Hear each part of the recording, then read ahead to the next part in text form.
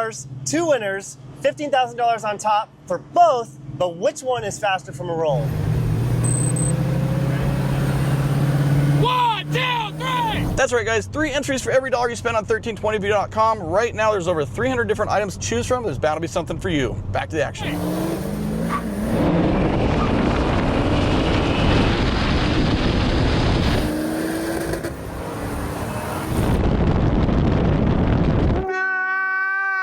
Okay guys, if you want to get entered to win one of these 2 cars, either the faster one or the slower one, right now it's 3 entries for every dollar you spend. Link in the description below, 1320video.com. Shop now. All right, welcome back to Talkin Shift. Today we have Chris Fiffie, Mr. Big Rig Videos. We're gonna tell you all about him. If you haven't seen his channel, some of the craziest big rig videos you'll ever see, a very unique filming style, and I'm really excited to have him on here. Our first YouTuber that's been doing it for years. We had Beater Bomb on here that just got started, but thank you for joining us today. We're going to talk about some big rigs. Absolutely. Thanks for having me. I'm going to get right into it. What do you think about Big Rig Challenge? It's one of my favorite events, and you were there years before we went there, right? Up in Michigan, the big rigs hauling 120,000 pounds. Yes, it's a spectacle. You have to see it in person. Watching online is one thing. You know, you guys have covered it really well. You know, I've watched, all the years that you guys have gone there, especially the years that I haven't been there, but you got to see it in person. It's just awesome. And we went to the Big Rig Challenge in order to get ready to go to the, how do you pronounce the city in Canada? Notre Dame du Nord. There you go. You know some French. Yeah, that's about it. I really wanted to go to that event, and sadly, last year I think it was, they shut it down. We'll put a clip on the video, but it's the original, as far as I know, big rig race loaded up a hill in downtown, whatever you said, Canada, French Canada, and there's been a few events that slipped away from me before I could go. Yeah, and that was one of them. How was that? That was on another level. The first year that I went there, I think it was 2013, I went there. And wow. 12 years ago. Yeah, it was just, if you think Onaway is a spectacle and some of the other race events like that in the U.S., Notre Dame du Nord, being up there at the challenge was just, freaking amazing because all the people are amazing. The trucks are just like out of this world. At the time, there was, rivalries. So it was really cool going into this new world for me and looking at all this stuff with fresh eyes and hearing all of the horsepower, this horsepower on tap. It's just ungodly awesome. And so to see that in America now, and some of the Canadian guys, guys from Ontario, Quebec and everything else come down, it's really cool. So if a person hasn't gone to one of these events, you got to go. Yep. We haven't been to Kuhnel Brothers yet. No, that's in Ohio. On the list. Yeah. Have you been there? I have not. It sounds like an amazing facility, but Onaway, Michigan is basically Canada. I highly recommend going there because it's beautiful up there. Yeah. I also recommend going to Mackinac Island. We've gone. Such a beautiful place. 3 years especially that time of year. And what percentage would you say were Canadian racers up there?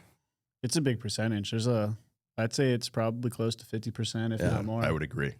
Yeah, so it's really cool that the Canadians and Americans come together right when you pull in a facility. There's this big American flag, big Canadian flag, just waving, and you're like, "This is sweet." Yes, yeah. And that's where the energy comes from. Is that the style of the drivers and what they bring to the table, and it's just like watching, cowboys get ready to duke it out, it's just really cool. Yeah, I love it.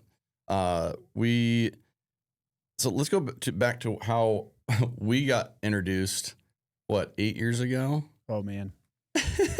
Yeah. Seems like Ali? Longer.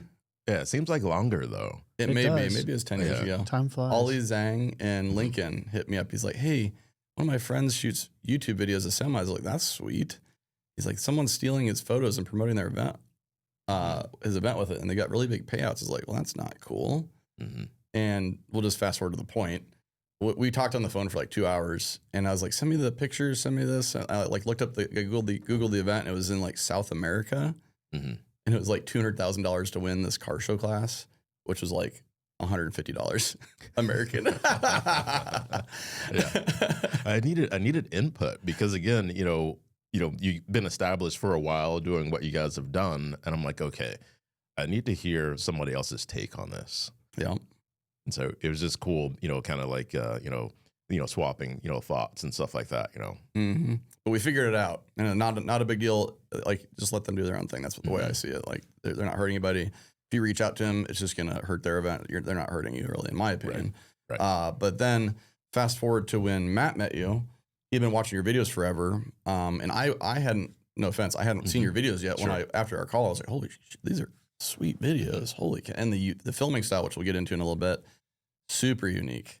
But you went to a car show at Lincoln Chrome, and I didn't tell Matt what was going on. I was like, hey, do you want to go to a semi-truck show? And how'd that go down? Yeah, we roll up, and I saw mission control, and I was like, no way. Yeah, well, actually, it was the other way around. Was it? Because they had some local cars and things like show up because they were going out to the west, and they had some semi-truck guys, some custom semi-truck guys come along as well. So I think that's where the surprise came in. That's what it was. Because, Matt didn't know that there would be semi-trucks there.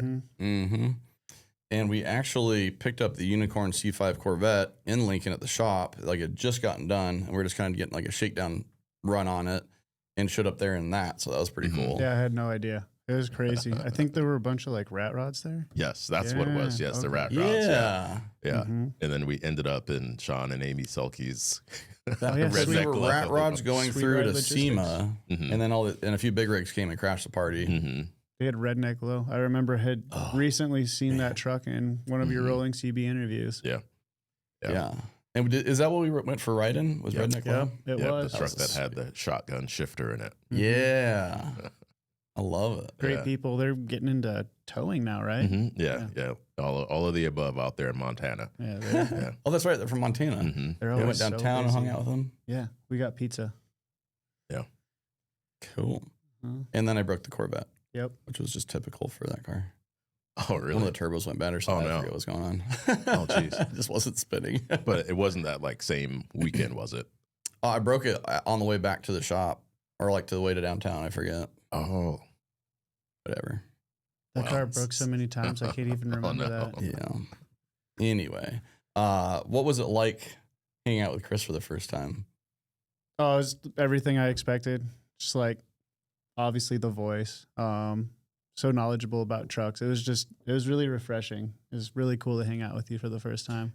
yeah. I'm just a simple person. I like to say I'm a guy that loves cameras, cars, trucks, Mhm. and I like to film them. So probably, similar to you guys' style, you see something cool, you want to film it, put it out there where people can enjoy it and learn along the way. So that's one of the things I really enjoyed is being able to learn about the things that I'm putting on camera, This podcast is sponsored by Surfshark. Surfshark is a VPN that you can download to your phone, computer, pretty much any smart device, and it protects your entire household of devices. It will protect your personal information from strangers' prying eyes and let you log into some sites that you might not be available in your state or country. So when we're traveling outside of the country filming race cars, we don't have to worry about getting blocked on websites like Facebook or Instagram or getting our data stolen. For a little extra, Surfshark Alert is a feature that will monitor and notify you immediately if it senses any breach in your information, whether it be emails, credit cards, personal data. It covers it all. So if you've been dragging your feet on getting a VPN, stop what you're doing right now. Head on over to Surfshark and get protected today. It's a 30-day money-back guarantee, so there's literally no reason to not go sign up right now. Hit that link in the description below and use coupon code 1320video for 4 months of extra coverage. Back to the podcast. How'd you get into filming in general, going back to the beginning? Gosh, the beginning. So here's the story. As a teenager, let's say 13-ish, somewhere in there. It's like 15 years ago. Yeah, yeah, basically, yeah. Okay. Yeah. So a family friend, he worked for the city of Boca Raton. So if anybody's familiar with Boca Raton, it's very, very at the time the most the wealthiest city in America. So he worked as a trash collector, and so people in that town or in that city would put valuable things out. They don't need it anymore and stuff like that. So think of Palm Beach. Think of all of those fancy places, right? So someone put out a video camera, and it was one of those 2-piece video cameras, the one that, it's on a strap. You put the recorder over your shoulder and you hold the other piece in your hand. So one of those were put out, on the side, out in front of their home. So the family friend brought it to my dad's shop. I worked in my dad's repair shop. So that's where my love for cars came in, learning how to work on cars and everything else. So I would work with my dad every day, doing, repairs and stuff like that. So the family friend brought this video camera over, and I thought it was like the coolest thing ever to be able to, put an image on a television and record it or play it back, or even, do an edit. So that, recording device, you're able to edit some things. And so I thought that was the coolest thing ever. You remember what year that was, approximately? It would have been the late 80s. Wow. Something like that, I didn't touch my first camera till like 2001, 2000. Yeah. Holy cow. I'd have to. That's That's quick. cool. Yeah, late 80s, early 90s. Yeah. And so I toyed with that for a couple years, and I kind of pushed the limits on what I could do with it. I'd make like little videotapes and things like that and play back or whatever. My parents thought that was cool. Oh, that's so nice. Typical pat on the head. Oh, it's nice. And so fast forward a couple years, now it's time to think about a job. And I'm thinking, well, the stringers, news stringers, guys that will go around and they'll film things, especially in like California, right? The stringers will go out and they'll film and they'll sell that footage to the news station. So if there's some sort of event or an accident or something that happens, whoever gets there to this on location first films it, potentially sell it to the news station. And so I thought that was the coolest thing ever. I'm like, oh man, I want to do that. Didn't know how, didn't know, if my area that I lived in, I grew up in South Florida, Deerfield Beach, would even substantiate that. So, but that's the avenue. I'm like, well, I want to make money doing that. So I had to find a job that would allow me to make that money.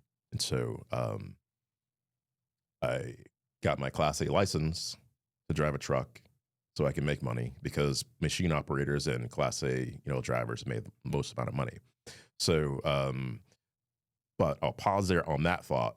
Previous to that, let's say about 3 years prior, my family went on a trip to Kentucky, and my dad was like, go to the store. The equivalent of Best Buy was BrandsMart at the time.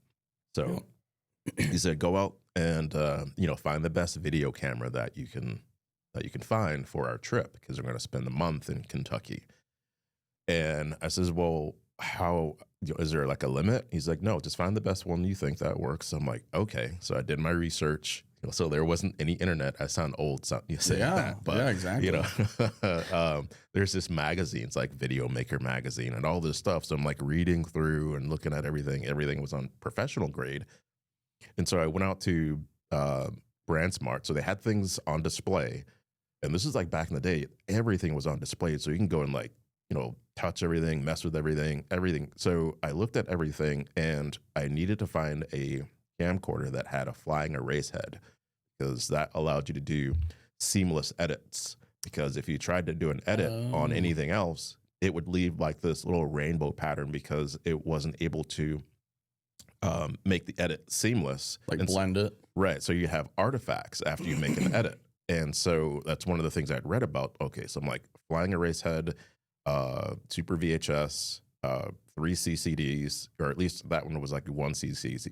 So basically the sensor. Most of our fans are like, what kind of memory card did it use? Yeah, exactly. Yeah.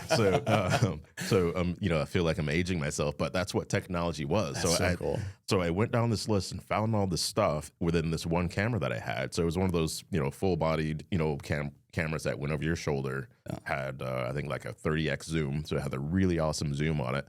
And that's what I started with. So that like launched my, semi-professional career, and then when I realized that, well, I can make some money doing this, that's when I got my Class A license, started buying equipment, and then technology got better, but you needed to have all of these other lateral things. So if you wanted to make a video like what we produce now, of course, you need to have a camera. You need to have, if you want to put titles, you need to have a titler. If you want to add sound, you need to have an audio mixer. If you want to add some effects, you need to have a video mixer. But if you wanted to do any edits, like any cool edits, you had to have a playback or 2 playback machines and then a recorder, and then run all the other stuff through to the recorder. And it records as you're mixing it together type of thing? Right. Because it was all tape based, right? Right. Yeah. So if you want to do like an A/B roll, type edit where, Crazy. so you'd have to have a duplicate of whatever it is that you filmed.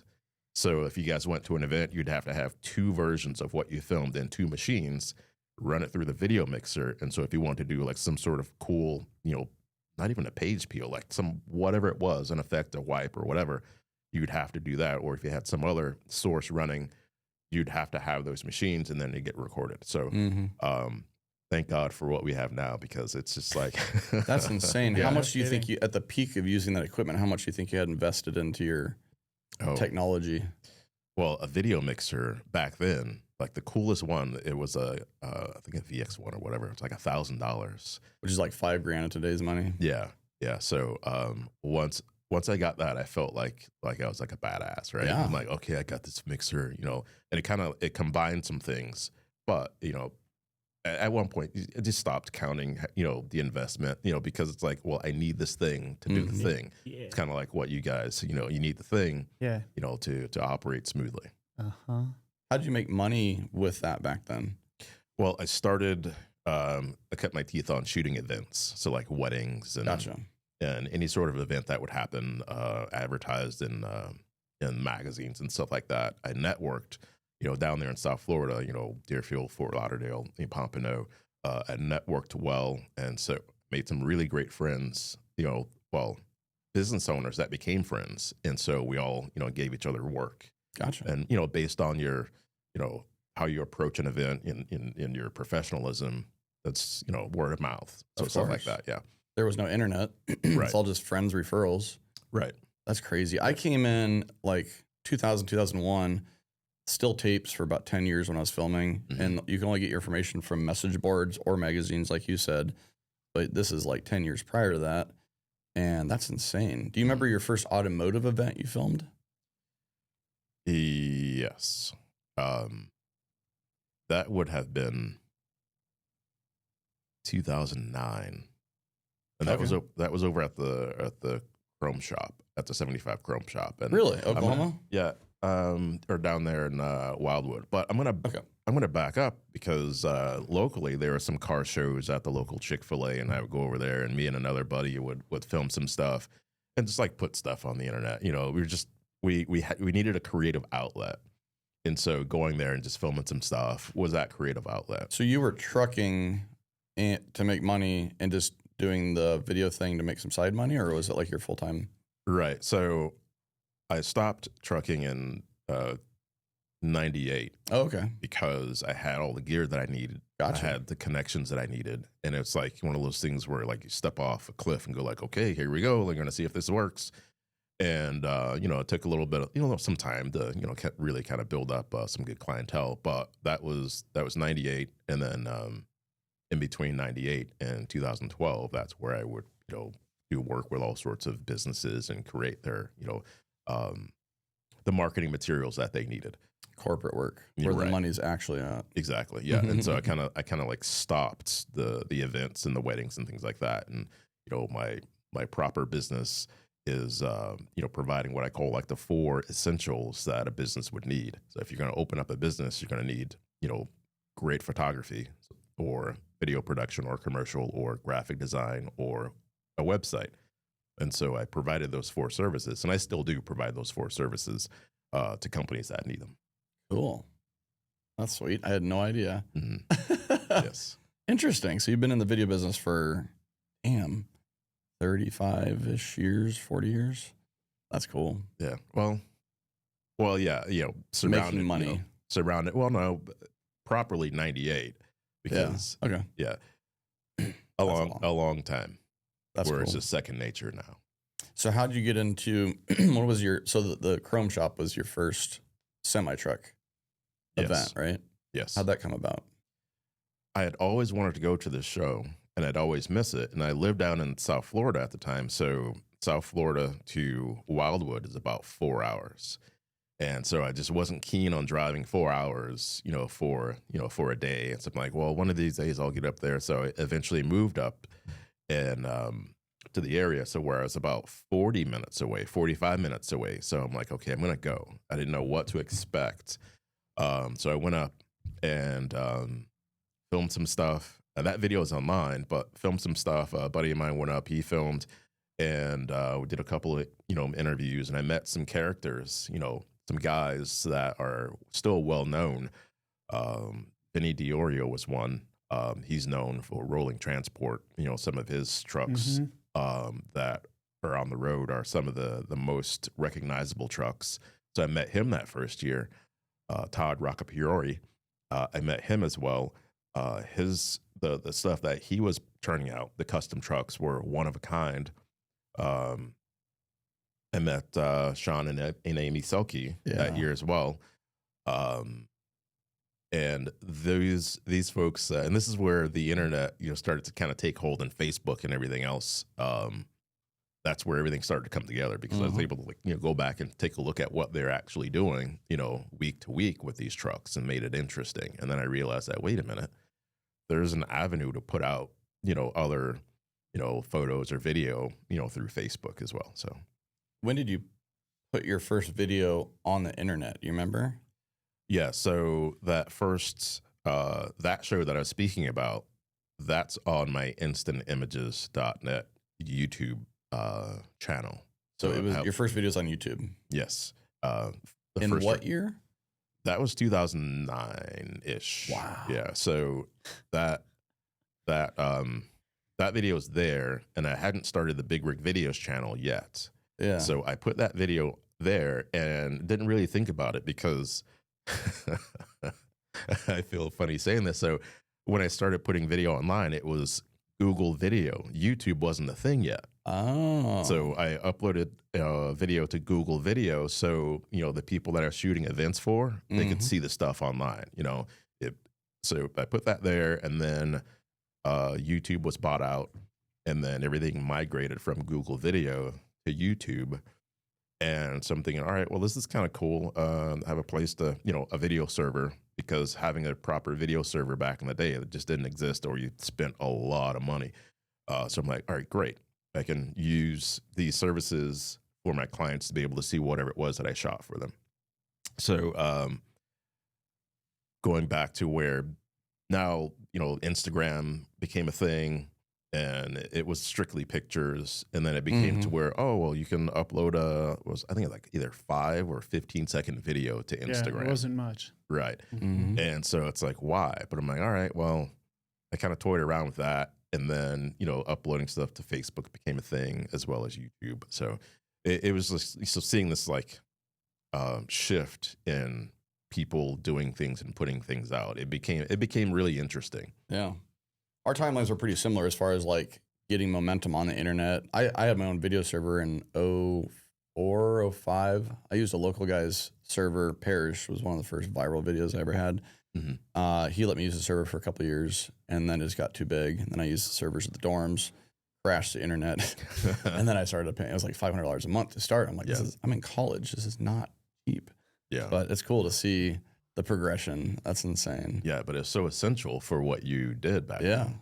Yeah, but did you ever play on message boards, or like trucker message boards back then, like BBS, the PHPBB? Yes, but I really didn't do much with them. There's one that was tow truck related, and I liked going onto that just to look at the big rotator tow trucks. And I thought that was really cool, Yep.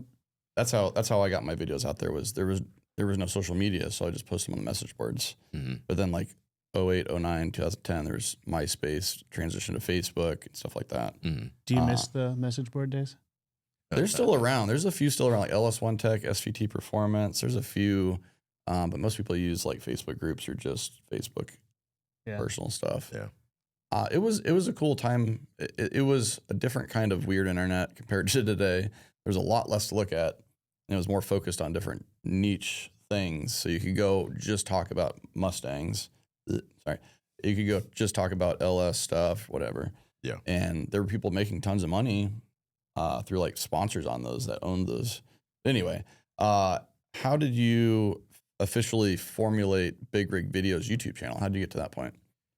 So it became where I thought, well, search regular Google search is becoming a thing. And I have all of these clips because, again, we weren't putting them on the internet because DVDs is where things were going, right? Yeah. You go to an event and you laugh because you're knee deep in doing that stuff, right? So I had an opportunity. So this is around 2012. Had an opportunity to do a project for Four State Trucks, known as the Chrome Shop Mafia, out there in Joplin. They were going over to the Mid-America Truck Show, and they needed someone to cover the show, that cover their involvement at that show. So I was recommended to them, got the job. I went up there, and I had no idea how large the custom trucking community was. So I went up there to the show for the very first time, and I'm looking at this huge parking lot full of custom semi trucks. And I thought to myself, like, well, I'm going to do a good job. But when I got there and seen this, I'm like, I should probably do the best job that I can, because this is a lot larger than what I expected. And so I covered that event. And after the event, the guys at the Chrome Shop were like, hey, well, would you consider going to another event and doing the same thing? And I thought, well, why not? It's 2000. Well, actually, the economy hadn't recovered from that 2008, 2009. Yeah. Economic downfall, for lack of better words. So I'm like, sure, going, leaving Florida, going out to other states, and The truckers doing didn't have a lot of work back then, I'm guessing. Right. Well, even that, everyone. That's when everything shut down. Yeah. For the big four, automakers were filing for bankruptcy. Everyone was having an issue. So I thought, well, this is a good time to go do something else. So why not? And there's an avenue to go down. So I pitched an idea to, create a DVD series based on these shows, truck shows that I went to. So I did the editing, created the DVD. And so going to answer your question, I had all of these clips that didn't make it to the DVD, cutting room floor material. And they're like cool stuff, 30 seconds of this, 20 seconds of this, or whatever it was. I'm like, this is cool to look at, but it doesn't fit into the main body of that film. I know what you mean.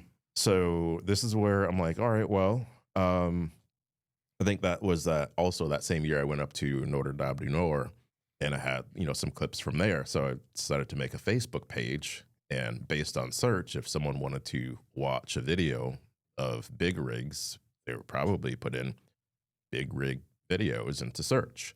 And so I'm like, all right, well, that's going to be the name of the channel, the name of the Facebook page. And so I uploaded a clip on the Facebook page, and 24 hours later, it had 22,000 people that found the page or liked that thing, the videos overnight. And so I'm like, okay, I think I might be onto something here. So That has to feel good. Yeah, just kind of rolled with it. Just build the momentum with the following instantly. That's so cool. I just pulled up your channel, your first video. Have you deleted older videos On the YouTube copyright channel? stuff? Yeah. They still might be there, but they're unmonetized, but they're still there. Gotcha. Yeah. The first one on is remote controlled semi truck. I remember seeing that video. Yes. 12 years ago. 23,000 views. Your third video has 126,000 views. It's cool to look back at the old stuff. Yeah. But I know what you mean when you get somewhere and you have this mission and they're like, there's so much more I could do here. Mm. And it just really motivates you. Yes. Yeah. There are ups and downs on when it comes to what people want to watch. When it comes to those particular things, like there's a video on there that a guy was just backing into a spot, and that has 8 million views or something like that. And I'm like, that was really simple to film that, upload it, and then you guys know, you do something else and you put your effort into it. And you sweat. What do you think about YouTube? Let's just get into it. What do you think about YouTube? God, here we go. What do you think about YouTube? Oh gosh. YouTube has You a don't lot have any of gray people. hair. What? This? Ooh, yeah. Are It's you in his actually a beard. YouTuber? I'm just kidding. Yeah. Okay, I see. Yeah. YouTube has allowed people to really do what they set out to do in the beginning. So the original tagline, or broadcast yourself.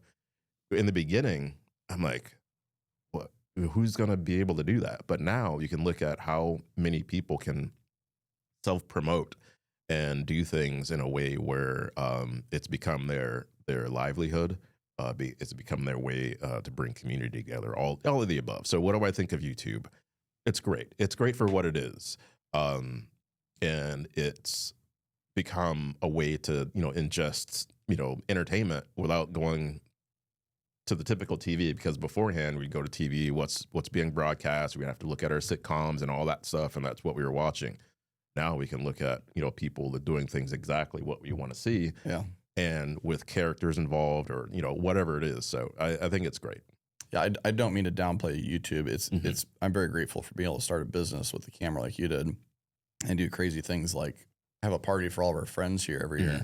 That ice cream cruise come in September 26th, 28th. Don't forget.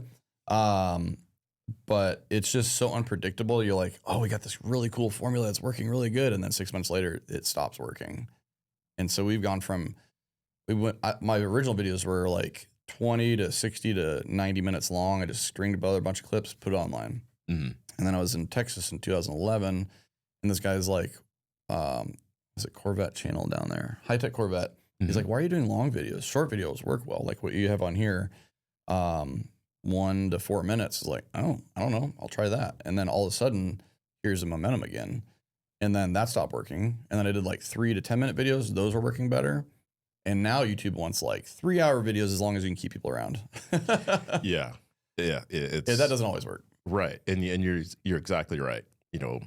The typical time frame for a commercial video is 7 minutes. Anything longer than 7 minutes, you lose the attention span of the viewer. Now that you got to have a hook within 3 seconds. Yeah. And so trying to follow that, follow what people want to watch, it's very unpredictable. And I find myself going back to like, well, what do I want to see? Would I watch that?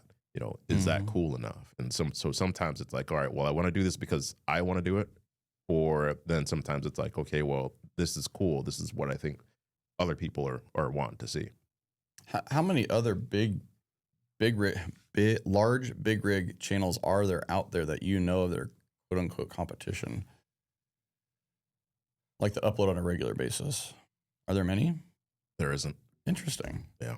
As far as I know. Interesting. There isn't. And sometimes you feel lucky for that, but at the same time, competition is good to keep in your world having momentum without you or with you. Right. Because it's good to see what others are doing. Now, there are others that are creating trucking content. Yeah. And I think the coolest thing, and I'll say this with a disclaimer, that the truckers are creating content.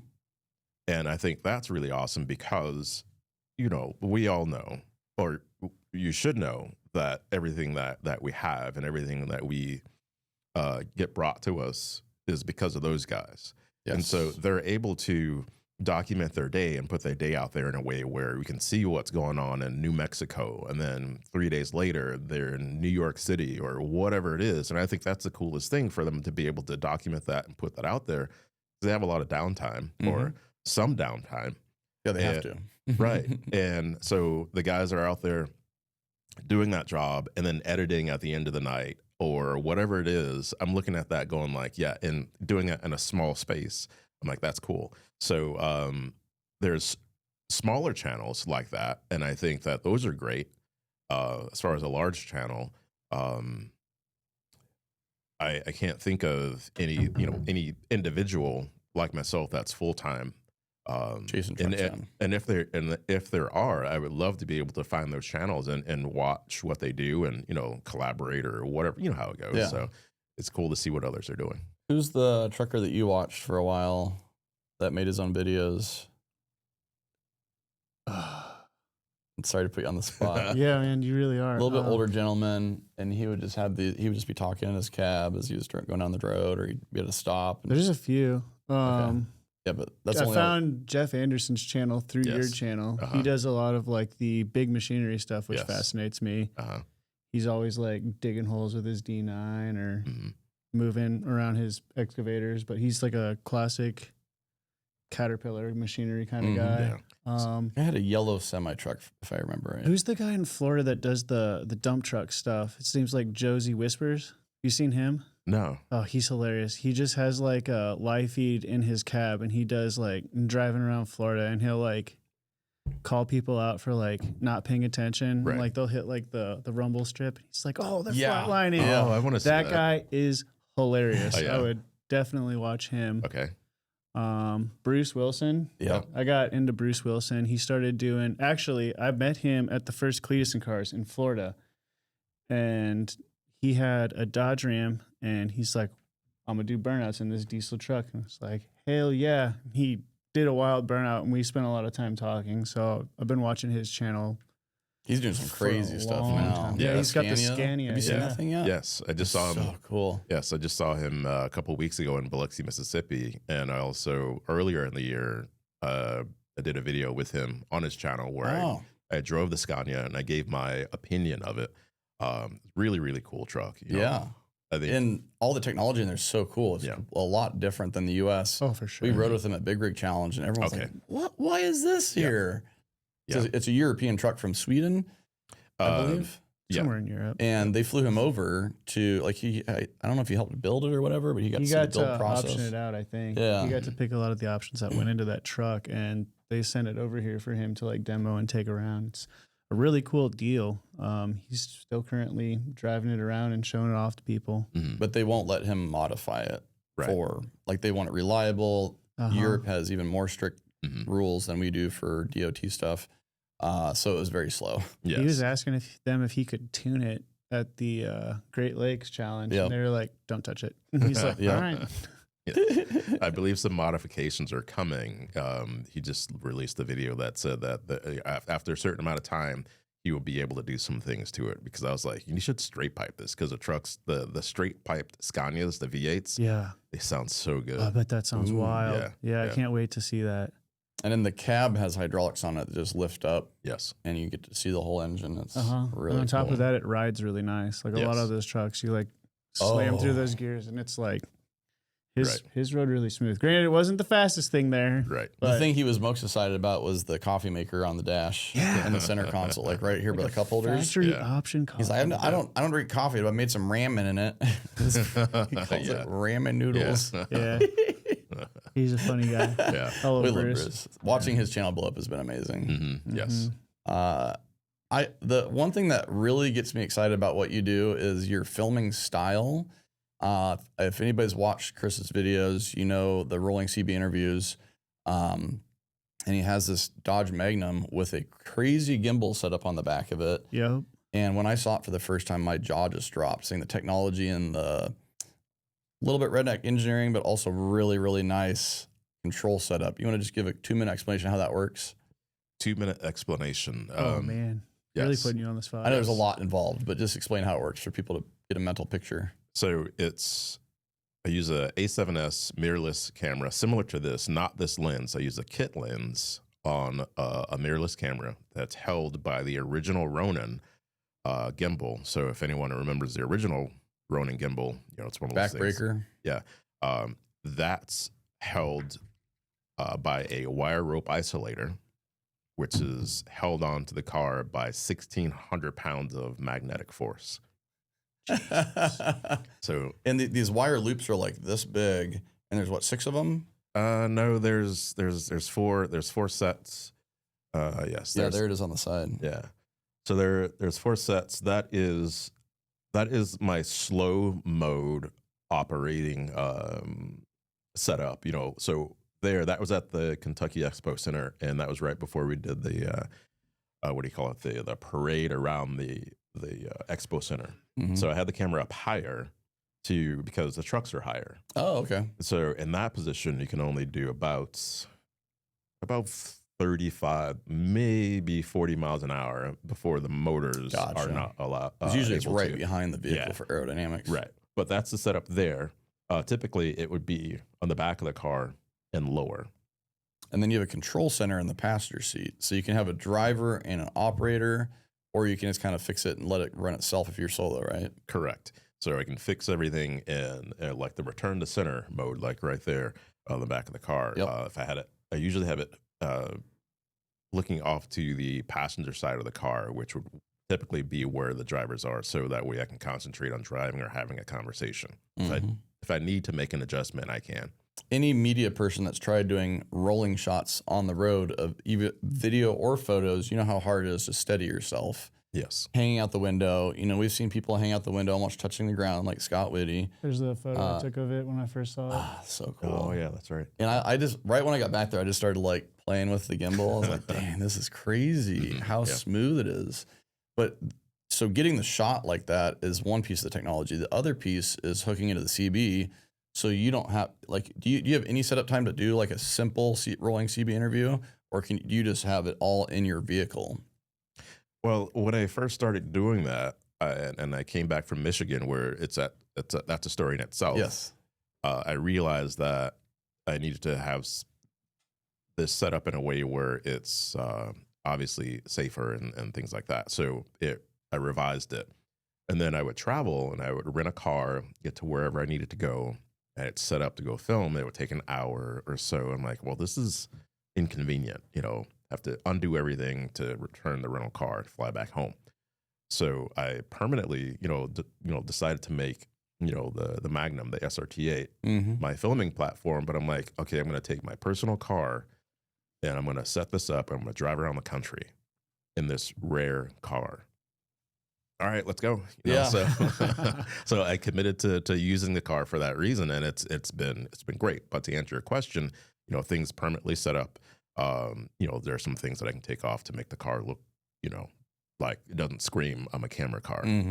But you can do one without actually stopping with the trucker beforehand, right? You can just hook into the CB, start talking to him, and film video of it while you're so the rolling CB interviews is him driving next to him, just talking to a trucker on the CB, asking him questions about his truck, what he does for a living, things like that. Yes, because most of us, we have a schedule to keep.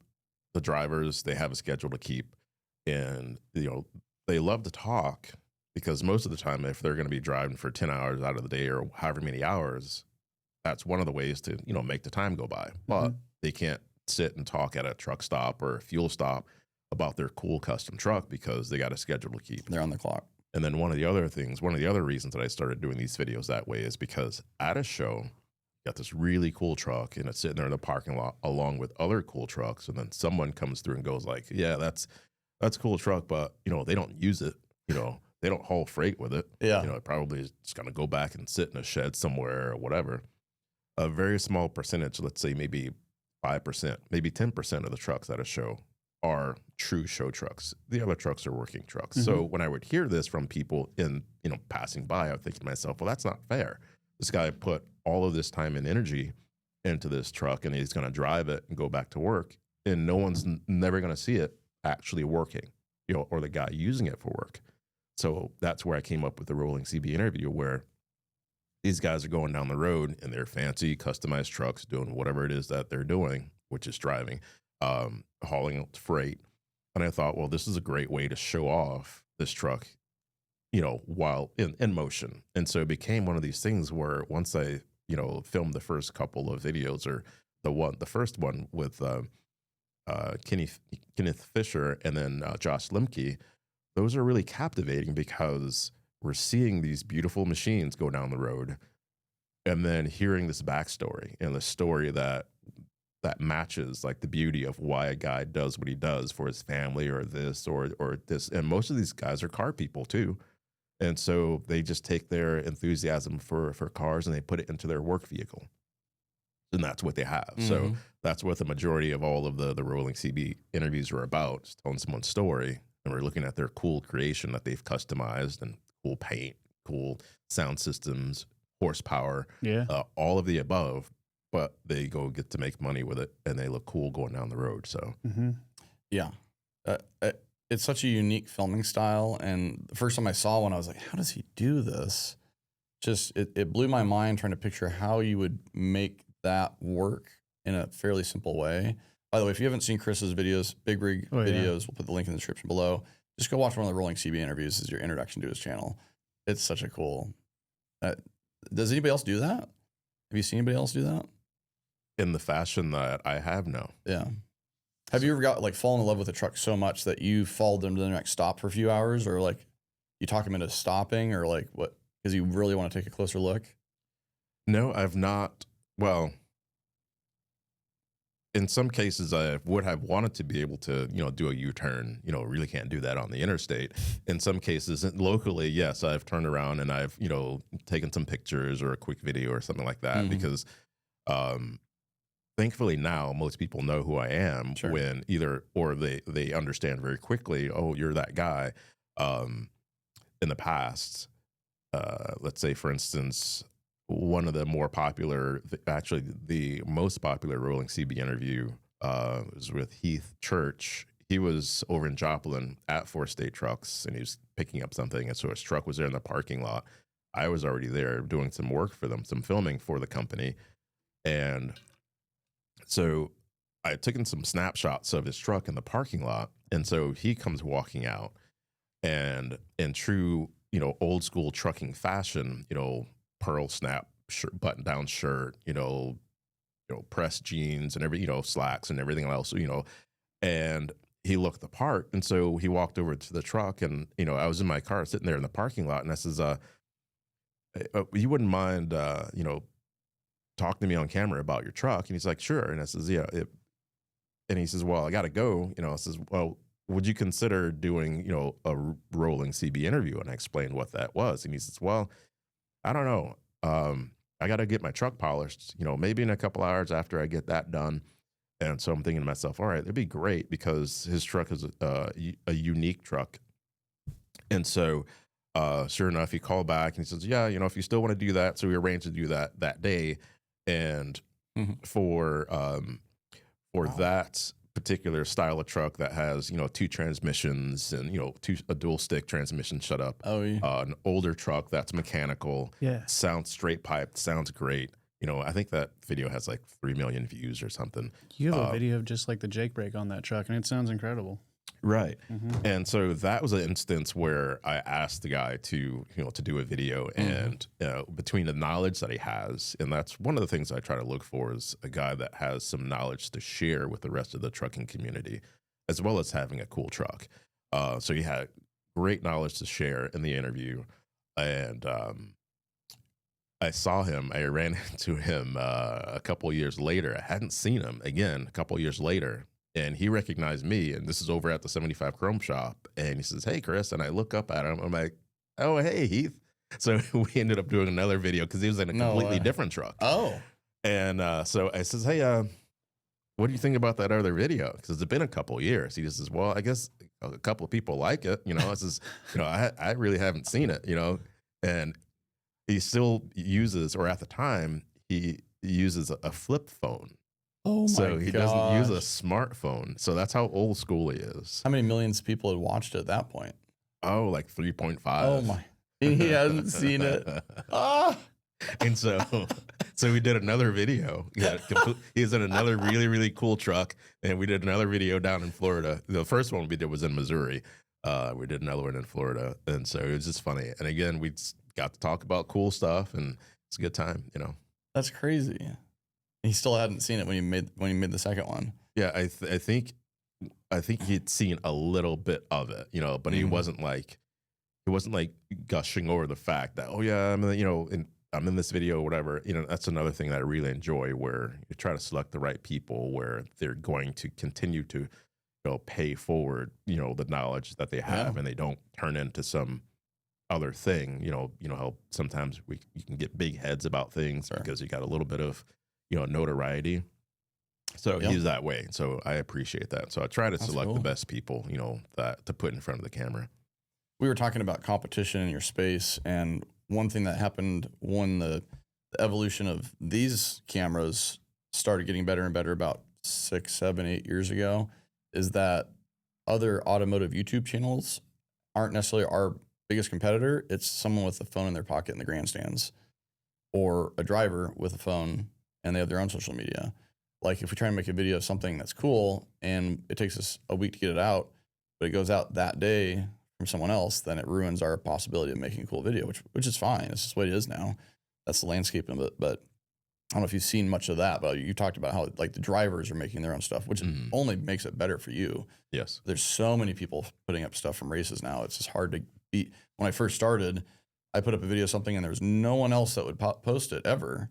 And now there's 100 people that post something crazy that happens on the track before we post it. Yes. It's just a whole different world. Yes. It's interesting to hear you say that because I have a similar struggle. I shouldn't call it a struggle, situation, because all these different versions of the same event. So why is my version going to be better? So sometimes it comes with access. You guys and myself will get access to things that other people can't, have access to, being, closer to, the events or whatever it is that we're filming.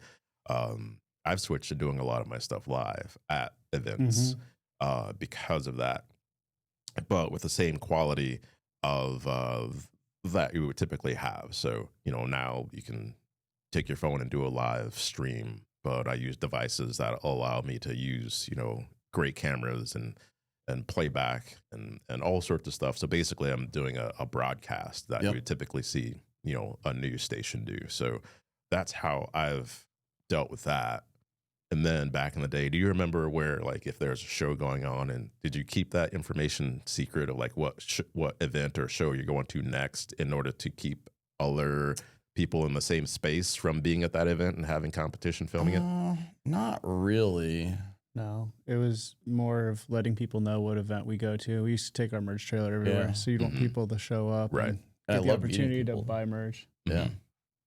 I just love it. I love meeting people. Now we don't advertise it because sometimes this is last minute. Yeah, for sure. Yeah. Or our schedule might change, so we just don't want to let people down not showing up. Yeah. One of the things, and the reason I asked that question is one of the things I would, people would go, well, what show are you going to next? And so I would kind of be on the fence because sometimes I didn't know, or then times I did know, but at the same time, I wanted to keep that uniqueness when it came to the video content. And so I wouldn't share exactly, or didn't want, competition on that level. So, but now, because of the internet and, the way that we can find things and the way that we can share things through social media, I just decided to just aggregate everything together. So when it comes to, what do you do?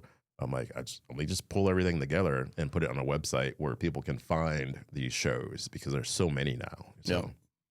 The social media, websites, and different things, bringing them all together to make them work together. That was one thing I did about 2013, 14, when we really started propelling, as I just kind of standardize everything so you have the same feel on all the different platforms, and it makes it all work together. Yeah. Do you have a favorite Rolling CB interview you've done? Yes. I'm excited for this. Yeah, that's. Do you have a favorite? It's really hard to pick just one. One that instantly comes to mind. I don't know the gentleman's name. I know it's a brown Peterbilt. He was hauling a cattle trailer, and you guys get on the interstate, and he keeps up pretty well with the Magnum and starts talking, and you find out he has one arm, and it's like 1,000 horsepower Peterbilt. Like him talking about like how he souped up his truck, like really got me excited in the beginning. Obviously, like a horsepower car guy. So like seeing him just like he had an obstacle to overcome, and like he shifts like with his shoulder, or with his arm. Like it's incredible to like watch him do this like throughout the interview. And he just seems like a chill guy who's just making a living, like on the road, having fun with his truck. Yeah. So that was Randall Motley. Okay. And one of the cool things about doing what I do is, like, do you ever feel like you're reliving the event again when you would edit the material or edit the event? And sometimes you got to go through it again and again, and maybe a fourth or fifth time to make sure it's right. So, as editors, you're reliving that event. So it becomes ingrained, visually ingrained. So with these stories that I film, they become part of me, part of that memory, because you're getting to know someone in such a unique way. So that Rolling CB interview is one of my favorites because of a couple of different reasons. So that was completely unplanned. And so, excuse me. So that was completely unplanned. I had a friend, a trucking friend, come over from the Netherlands. And that's William Sieben. And I had met him once before. He'd been in the States, and he says, "Hey, Chris, I'm going to be in Kissimmee, Florida, it'd be great to meet you for lunch or what have you, So I'm thinking to myself, all right, well, I'll meet him for lunch. But at the same time, I'm like, well, let me just like kind of make it a little more fun. I said, hey, do you want to go chase some trucks? He's like, oh my God, that would be awesome. So sure. All right. We'll go up to the 75 Chrome shop. I thought that I would have time to arrange something where someone I know would be in town or coming through, and we'd have someone to film. So we start driving up there, and I set up some cameras inside the car, and we're having a conversation so that way the viewers get to understand who he is and all that. We get there to the Chrome shop. We pull in, not knowing what's going to be there in the parking lot and behind the Chrome shop. It's usually there's awesome stuff there. And so sure enough, we pull in, and there's that truck that you saw, that you described, this Peterbilt. So I'm like, oh my God, okay, well, I know what we're going to attempt to film, because at this point, no one was around the truck. And so now we got to find the driver, or the owner of the truck. Maybe he's inside, maybe he's not. So we're just snapping pictures, kind of being creepers, just like hovering around, kind of like what car people would do. We've never done that. Yeah. Oh my God, Well, you just explain what we do. Yeah, exactly. And so this gentleman comes down and he says, somebody said, someone was outside, messing with my truck. And I'm like, oh no, that's the last thing we were doing. I says, no, we were taking photos of it. Here's Chris and a guy from the Netherlands. Yeah, exactly. Yes. So we explained what we're doing, and I says, I would love to be able to, film your truck going down the road if you have time for that. I had no idea what the guy was doing, and he says, well, yeah, I got some time. So we go out and we film, for about 20 minutes going south, 20 minutes going back, because I wasn't trying to do something super in depth. So we get back. And what was cool for William is that he had never driven an American semi truck before. So pulling back into the parking lot, JR, that's the guy who owned the truck. He says, do you want to drive? And so I had a camera inside the semi truck. So William's eyes got like this big. And so William got to tool around an American semi truck in the parking lot. And so JR says, you really need to film my friend. He's headed this way. And this is where Randall comes in. And this wasn't the guy Matt was talking about. It was one of his friends. Correct. Yeah. Really? So there's two individuals in that video. Huh. And I says, all right, well, if he wants to be on film, because JR explained that he was handicapped and everything else. So I'm like, okay, well, I really don't want to make a video, and potentially exploit this guy's handicap for video views, because that'd be weird. Mm-hmm. So we drove north, because he was coming south. We drove north, like up to Ocala, like 30 minutes to kind of meet him and set up some cameras and stuff. And so I explained to him, what I want to do, where it would go. And he says, well, sure, that's fine. And so I put the cameras on my car, and this is before I wasn't using the gimbal setup that the viewer saw. So I was using other fasteners and things like that. And so we left the truck stop, got on the highway on 75 to go south, and within a couple of minutes, I seen some vibrations in the monitor, and I'm like, okay, I forgot to tighten something down. So I radio back to him, and I says, hey, I need to tighten something down on the camera. It'll just take a second. And so here in my mind, I'm thinking that I'm going to be helpful to him. And I says, well, do we need to go to the next exit to a parking lot because I'm making it easier for him? Or we just pull over right here on the side of the road. It'll just take me a second to get out, tighten this, and we get back. And he says, well, no, we can just pull over right here. So I'm thinking, all right. And this clip that I'm describing is available somewhere on the channel. But this taught me a lesson, because I get out and I tighten what I needed to tighten. I get back in the car. And so since he's behind me, I can't see oncoming traffic. Oh, yeah. So I says, all right, well, when you're clear, let me know and I'll ease out in front of you. And so I was keyed up on the mic. So when you're clear, let me know. I let go, and he's like, let's go. Instantly, like that, he starts running through those gears. And when I got home and I looked at that footage to see how fast he had gained speed, there was only like 2 cars that had passed us. So people on 75 were running like 70 miles an hour. And so he was running through those freaking gears. And in the video, you can just, all you see is smoke coming out. I mean, we talk about 1,000 horsepower. It was there. Yeah. And Was he loaded or bobtail? It gives me chills just he thinking was about it. loaded. He had a trailer. Really? I think he was empty. I think he was empty. Oh, okay. Yeah, he All right. definitely was empty. I see. It was a cattle trailer. Mm-hmm. And so we talked and we had a great interview. And of course, the clip that I put out on the internet, people saw that interaction with me telling them that I need to stop and everything else. They hadn't seen him yet. All they saw was the exterior of the vehicles. And so I replayed that same segment of him going through the gears, but now they're looking at the inside view and see that he's missing his right arm. Wow. And so he's not shifting with his right arm because that's not there. So he's shifting with his left arm, gets out onto the highway, shift with his left arm and everything like that, having a conversation. And so people were like, wait a minute. This guy, he's doing all of this and he's missing an arm and everything else. He's hauling cattle. And we got people out here that don't want to get up off their couch. So they instantly, really gravitated toward him. And so there's more to the story where, feel good moments. And this is why it makes it one of my favorite interviews. So a couple days later, I get a call from the first driver and he said, Chris, you told us where this video was going to go and people were going to watch it and all this. We had no idea. I had my sister calling me, I had my friends calling me, all these people saying that they seen me online and everything else. And I says, we've been trying to, put something out when it comes to being able to drive or have a license as a disabled, truck driver and how to get that process done. Yeah, they had tried, but without success. They didn't have an audience. Right. And he says, Randall called me and he was all teary-eyed on the phone. And I'm thinking to myself, what's wrong with, and he says, Randall says that he hadn't spoken with his sons in years.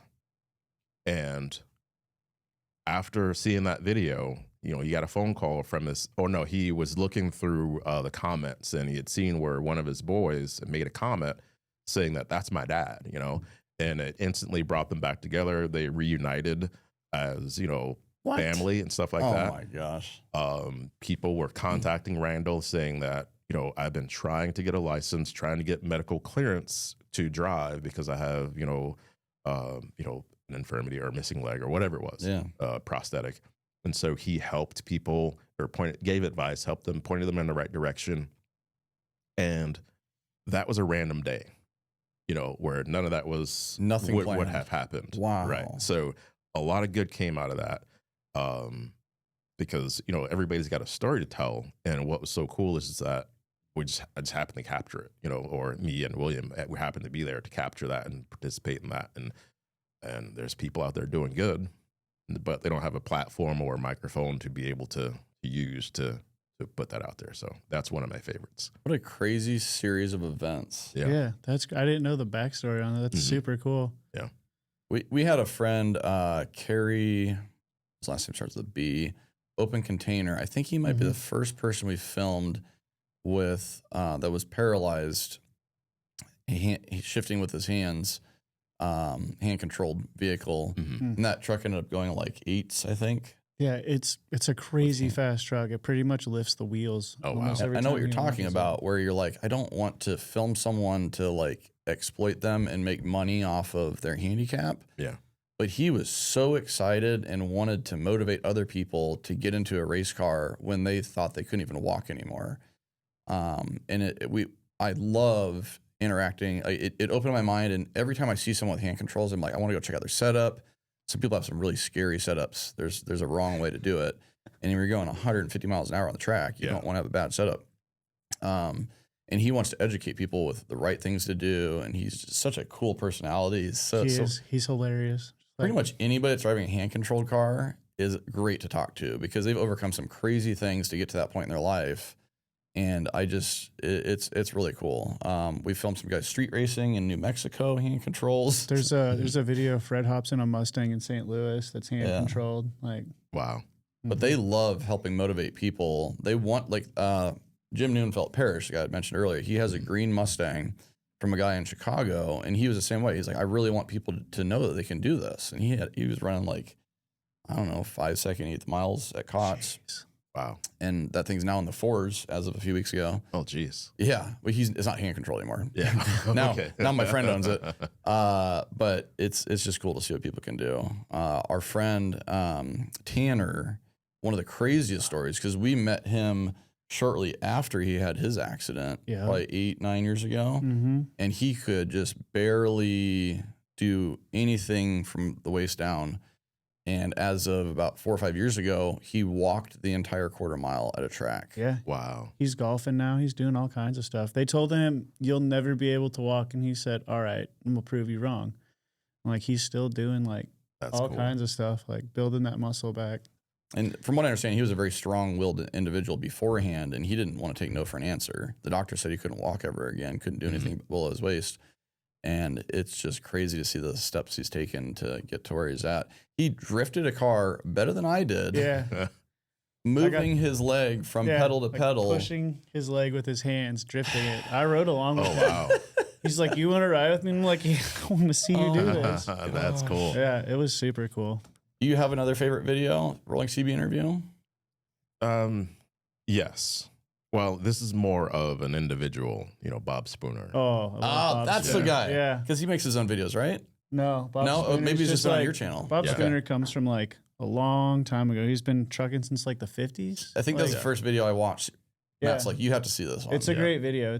I think you did a sit down with him and it was like close to 3 hours. And I was 2 like, hours, yeah. I was like, this is a long time. And like, I sat down and I watched it and I was like, all right, I'm invested. I can't turn away from this now. Just like one of like the happiest individuals, and like the knowledge that guy has is just next level. It's incredible. Yes.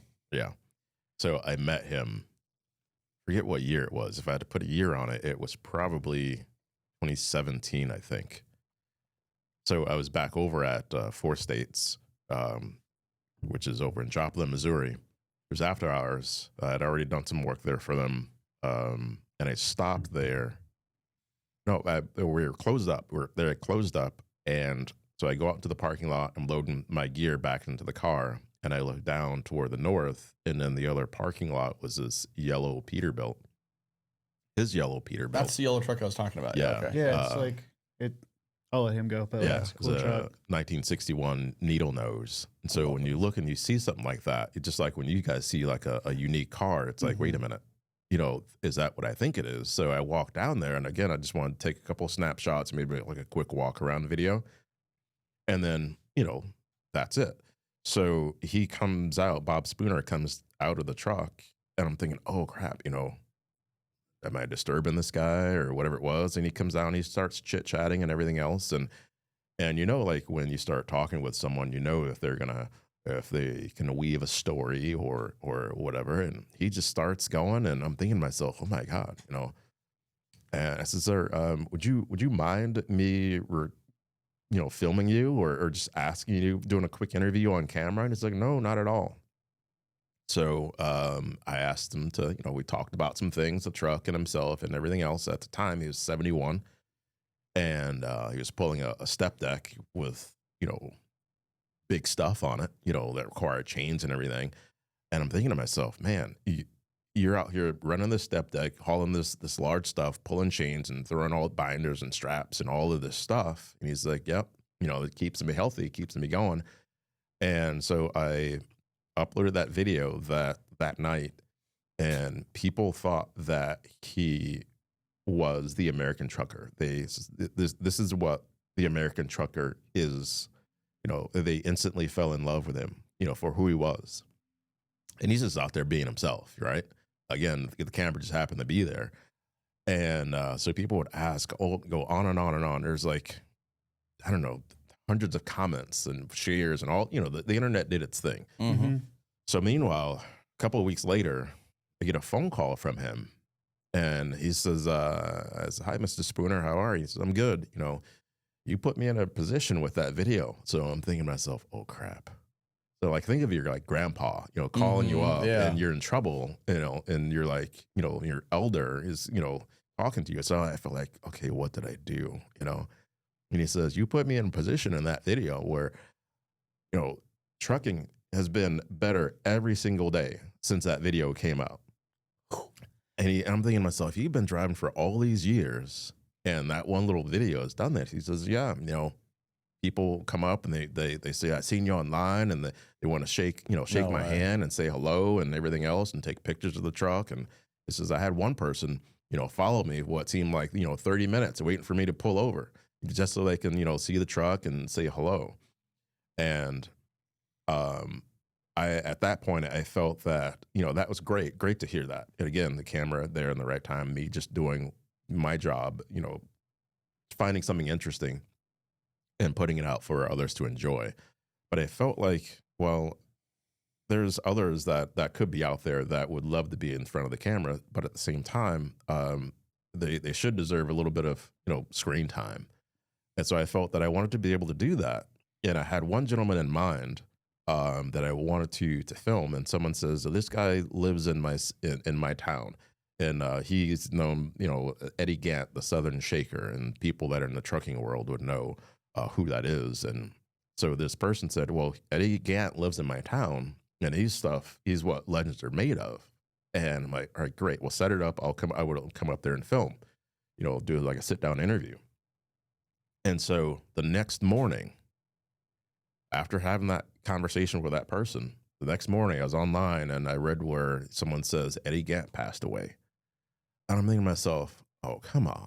Now, of course, I mean, a whole lot more, sympathy and everything else for people in his family. But I'm like, that's, where I was headed, and so I thought, okay, well, let me try to speed up the process of trying to capture some stories like that.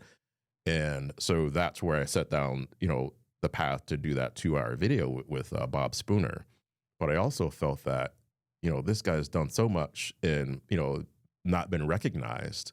And when you see that video, well, you've seen it, when a person, if you've not seen that video and you hear the great detail that he shares with every single thing since 14, he ran away from home at 14 from Mississippi and went out to California.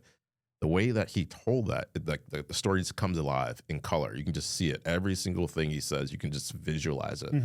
So outside of that, I made it my point to do as much as I could for him to, get the recognition that he needed. So I think it was the next year, as I said to the folks that run the Mid-America Trucking Show, they wanted to like recognize people.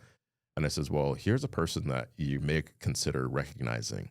So I said, well, this is Bob Spooner. He's been driving X amount of years. At the time that I met him initially, he had driven 6 million miles in the same truck. Wow.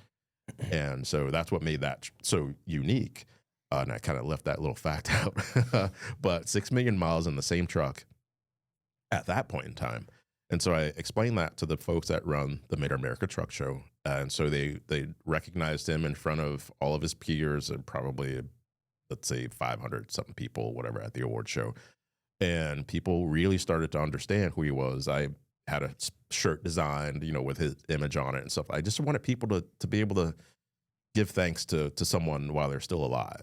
And you shake their hand, take a picture with them. Because, when people pass away, unfortunately, that's when the stories come out. Oh, man, he was awesome and this and that. Well, maybe you should have said that when he was alive. So that was my own personal thing. But that's my other favorite is Bob Spooner. You did a great job with that video, man. Like, you watch it, and like you said, he's just such a colorful person, like smiling the whole time. It's hard not to fall in love with him. Yeah. Like, you just watch it and you're like, wow, this guy's incredible. Yeah. And there's other stories out there that I invite people to, how you get like the inside tip on something, so I love being able to, find folks like that, Do you remember how many views that video has gotten roughly? The long interview? Not enough. I just happened to look at it just the other day, and I think it's at like 500,000. Yeah. And I was going to ask you what, it's amazing that 500,000 people can see that. That's amazing. Is there another video you put out where you're like, this is going to be amazing, and it just flops? Yeah, that happens, and that's just like what YouTube is. And that's why that question came up a while ago. Is like, what do you think about YouTube? But I love that you can. We've not formalized. We've captured these moments in time that are never going to happen again. Yeah, and it's just crazy to be able to do that and share it with a large audience when it wouldn't have otherwise been seen by anybody else, and share things with the world that can motivate people to go do something great. And I love that you do that with your work as well. That's really cool. Yeah. We're very lucky to be in this position to be able to do this for the world. Yeah. And I love that you, same what we do, we don't share, we'll share like accidents and stuff like that, but we don't share negative videos. We don't propel negative things into the world. Some channels will for drama and views and stuff like that. And I appreciate that you are there for the good of the people. Yeah. That's really amazing. Yeah. It's been rewarding in the fact that when I go to different shows and I have, you know, parents come up and say things like, well, for instance, you know, we can put our kids down in front of your YouTube channel and they can watch videos and we don't have to worry about, you know, what's going to be popping up on screen or what's going to be said or things like that. But, you know, the whole range from parents to teachers. I've had teachers come up and say, hey, well, we use some of your videos in courses, you know, to educate some of the kids on things or, you know, state troopers or whatever it is. So it's cool. And you guys probably get this as well because we put ourselves out there in the public eye, and I'm more off camera. I've been trying to be more on camera, but it's, you know, I like being behind the camera, but we put ourselves out there to document these things. So it's nice to hear what people feel about the stuff that we've done. Amazing. Yeah. Do you have any other questions you really wanted to ask Chris? You said you were trucking in the 90s? Yeah, it would have been 95. Okay. If you're going to build a truck, how would you build it? How would I build it? Would you go, like, what brand, what engine? Would you go more like show side or performance side? It'll be down the middle of the road, and it's a toss up between a cab over or, you know, conventional. It would be a Peterbilt. Okay. But Good choice. Or if not, it would be a Freightliner, like an FLD, and 3406 cat engine. How much displacement is that? Like a 15 liter? Well, yeah, roughly, but it's mechanical, so and dependable.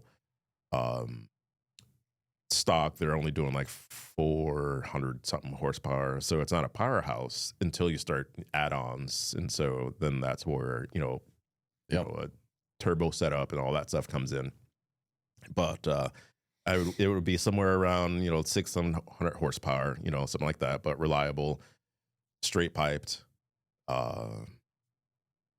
Probably it would be an unpainted, unfinished paint job. But just patinaed and either matte black, but with clear coat. It's got a little rat rod ish stretched. Somewhere probably right under 300-inch wheelbase. What color? It'll be either a matte black or whatever it is, because sometimes you'll see a car like a rat rod type that the paint has been frozen in time. Yeah. So it'd be something like that. There's one particular look that I like that a gentleman over in North Carolina has with some of his rides. So it's like a raked look where the front end sits just a tiny bit lower. It's noticeable, so it looks fast while it's sitting still. So looks like it's ready to go. Right. So it'd have that sort of look to it. Interior wise, a stock interior that looks good. I love that, where sometimes you'll see a car and the interior is immaculate, but it's the original interior. I'd love to have something like that. Decent sound system. Of course. Yeah, but that's about it. Nothing crazy. Yeah. I like that. I love cab overs. When we're going on the road, cab overs are like my number one that I spot. I love, and the needle nose. Second favorite, but the cab overs with like the 80s graphics, those little stripes that that's Tron stripes. Yes. Was on the road a lot in the 90s. So like the 90s is where like I fell in love with trucks. So you had like the free 359s, you're starting to see like the 379s. So like those and the cab overs were pretty much like what like jumped out and spoke to me and probably like got me into trucks early on. I like a good W9 with the like Aerodyne cab. Yes. On it, like the 80s one where it's like more V'd. It's not like curvy. It's kind of what I'm into, but You've been in this industry a long time. What have you noticed, like big changes wise, over the years in trucking? Well, the electronic logs have been just one of the dumbest things that that has come out. Yeah. And We don't know what you're No. talking about. Yeah. Cundy's over there like Just arm, like, I arm hate pumping. that stuff. Yeah. It's like someone telling you guys when you can edit a film, when you can go film, and when you can't. You guys been Right. filming too long. You should probably go to sleep. And I've seen some of your posts, you guys' posts, Yeah. where you guys are up We don't sleep. all the time. We would We'll not sleep make tomorrow, it if, maybe. Yeah. Yeah, for sure. We would not make it if people were telling us you need to go to sleep now. Right. So with a clock mandated by the government telling these guys when they should drive and when they shouldn't drive is like the dumbest thing ever. Mm-hmm. Of course, no one wants to have anyone drowsy on the road, of course, but these guys manage themselves. So you look at what they're operating; they can manage themselves. Well, let me back up a step. The properly educated and taught Right. drivers can manage themselves. There are some out there on the road that are not getting the right training, Yes. and those are the ones that are causing a lot of issues. That's where overregulation comes in. But I would also beg to differ that it's the other drivers that are causing more of a problem than the truck drivers Yes, that as just well. aren't paying attention. Yeah, that's for sure. That's another component. But so the ELD, if that went away, that would be amazing. Also, if the EPA could just leave those guys alone as well. I will agree. I do not like DEF. Yeah. So I've heard things about, what that actually is and the damage that it causes. Yeah. It's not hurt. We've it's had a not few helping friends that anything. gotten hit by a few $1 million fines for bullshit reasons. Yeah. Mhm. It is so those two things go away. There would be a lot of happy guys out there. And also too, that's affecting you guys too. The EPA stuff is affecting racing in a way, isn't it? Oh, yeah. Mhm. Yeah. Yeah.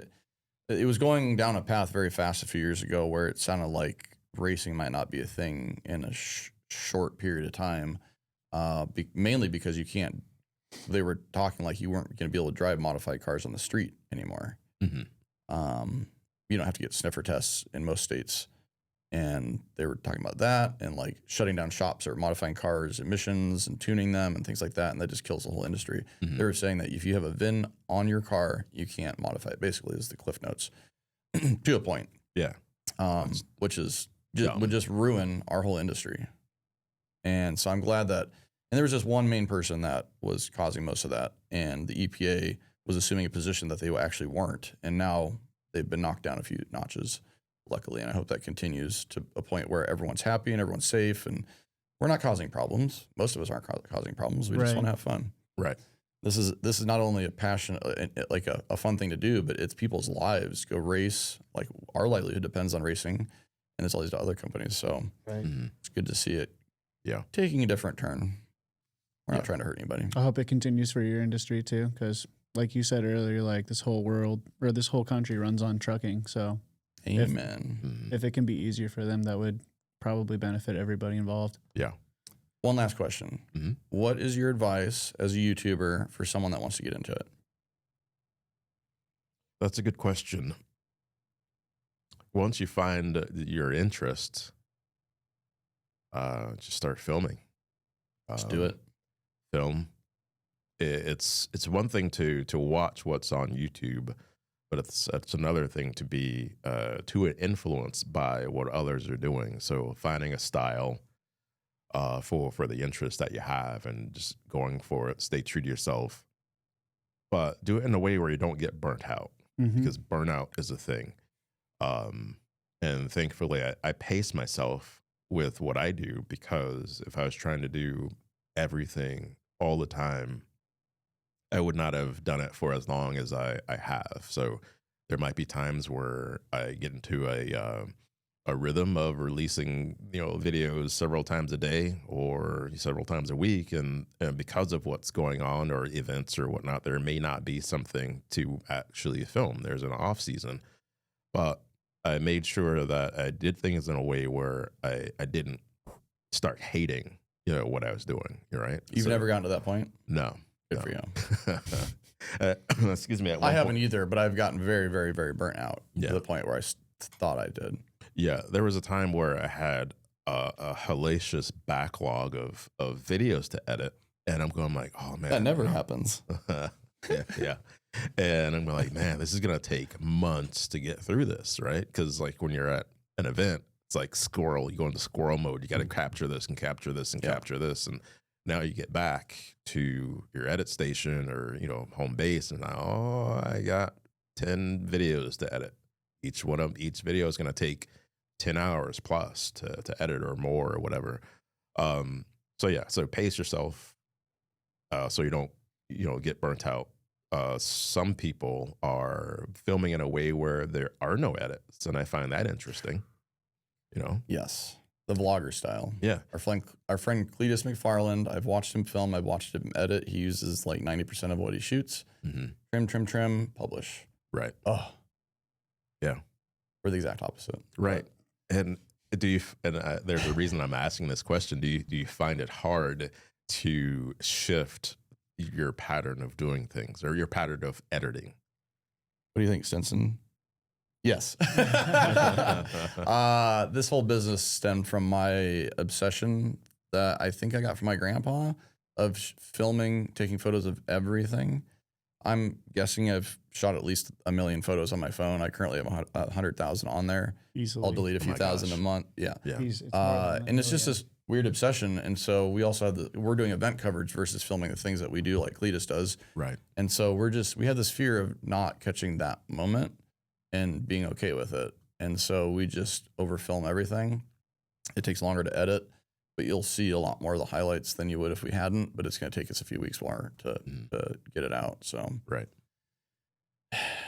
It's thorough. We're trying. Right. But the film is thorough, because the ones that I've watched, I don't feel like nothing's been glazed over or something's missing. Yeah. I can understand that because again, with myself coming from a broadcast, not a broadcast, but a commercial frame of mind, you have to have the right sound, the right editing, the right lighting, all the stuff that you would if you're producing something for a commercial client, because it's got to be passable, or producing stuff for TV, which I've done. It's got to be right. So now to come into a space where I can it can be shaky. It can be noisy. The audio can be feel. Yeah, it could be clipping, audio clipping. I mean, and it's going to be okay, So that's where you see some of these video clips that have gone viral, and it's just they're shot with a potato, and everybody's just sharing it. Yeah. It's all about the content, not the quality. Yeah. So I have to tell myself it's okay, and so I'll have different styles. So if anyone goes to my YouTube channel, you'll see that there's different styles or different playlists, of course, but those styles are different. Because sometimes it needs to look a certain way, and other times it's gonna be run and gun, Yeah. So that's all we do, run and gun. We don't have time to set up. Something might happen in a split second. Hit record, got it. Yeah. That's it. Which I was gonna say to you guys, if you guys ever need a guest videographer, give me a ring. All right. Absolutely. Sounds good. Yeah. We know we can count on you. Well, I really appreciate your time here on Talkin Shift. If you guys haven't seen Chris Fiffie's Big Rig videos, click the link in the description below. You will not be disappointed. Hit subscribe for more Talkin Shift podcasts and more 1320 videos. We'll see you guys next time. Thanks for having me. Hell yeah. Absolutely. Thanks for coming.